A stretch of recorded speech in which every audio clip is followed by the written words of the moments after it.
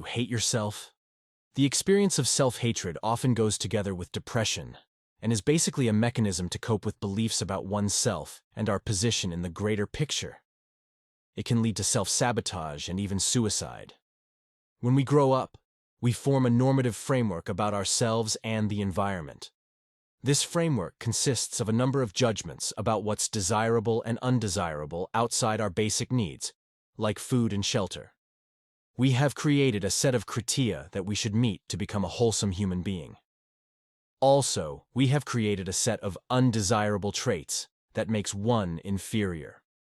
Our parents might have told us that creativity is useless and it's all about making money. Or, society tells us that if you aren't married and don't have children, you don't really count. So the first step for me is realizing that hate comes from judgment. Most likely, we have created our own personalized list of demands that we have to meet in order to like ourselves. But if we fail to meet these demands, we become dissatisfied and eventually begin to hate ourselves. Even if external factors are not up to us and we cannot control the outcome. The Stoics would say that it's not the events that disturb you, but your position towards these events, which is in this case a position of hatred. The very fact that you haven't got that job you wanted, that you aren't millionaire.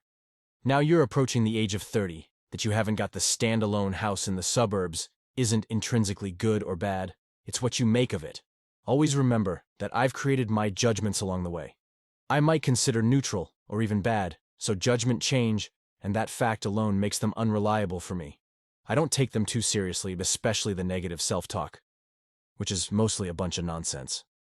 It's also possible to hate oneself because of our past actions or inactions. Some actions indeed are evil, like deliberately making other people suffer or engaging in self-sabotage. In those cases, I think that negative judgment, or at least a slight aversion towards my actions, is helpful to get myself on the right path.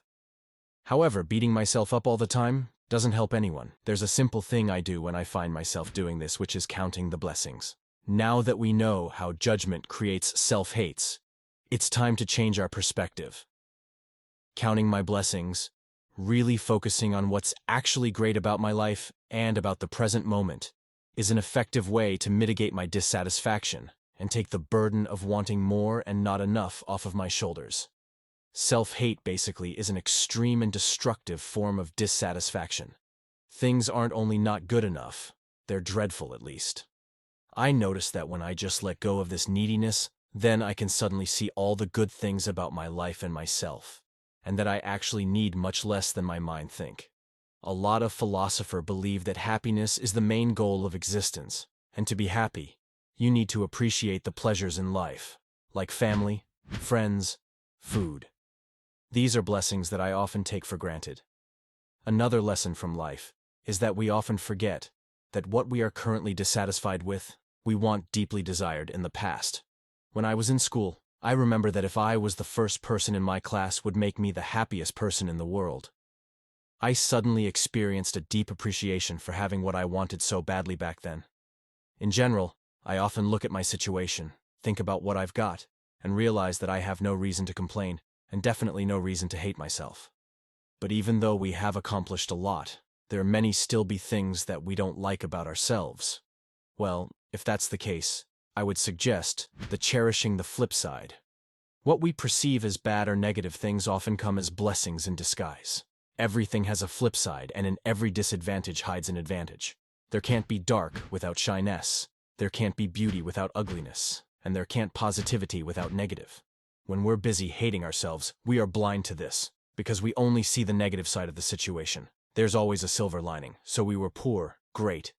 This means that you have less to lose. You don't own many things, because the things you own end up owning you. You're ugly, great. This keeps away a lot of unwanted attention, and your loved ones appreciate you for what's inside, not outside. What helps for me is deciding how I can turn what I perceive as negative into something positive. For example, when I feel lonely, I see it as opportunity to be productive. For me, I always need some to get out of the negative spiral and get back up and running again, because that's what I want. I want to live by creating space and be miserable. I notice that even though I can't change my thoughts in a few seconds, my body and emotions often don't change with it, which in turn will influence my thoughts. my body is still affected by the negativity, which basically translates into feeling like shit. So what I do is that I give myself permission to be absolutely miserable for a certain period, around 2 days or 3. Thus is very important, during that 2 days, I'm extra kind of myself. Not only I allow and accept myself fully, I also treat myself well and accommodate myself to be what I am now. That's self-love. I turn off my phone and postpone any work. If my apartment is a mess, I clean it up. I grant myself some entertainment. Paradoxically, the faster I get out of it, but I don't force it. Sometimes I'm back on the horse within a few hours, and sometimes it takes more. The last step, taking action. It doesn't really matter how often we fall, as long as we get back up again.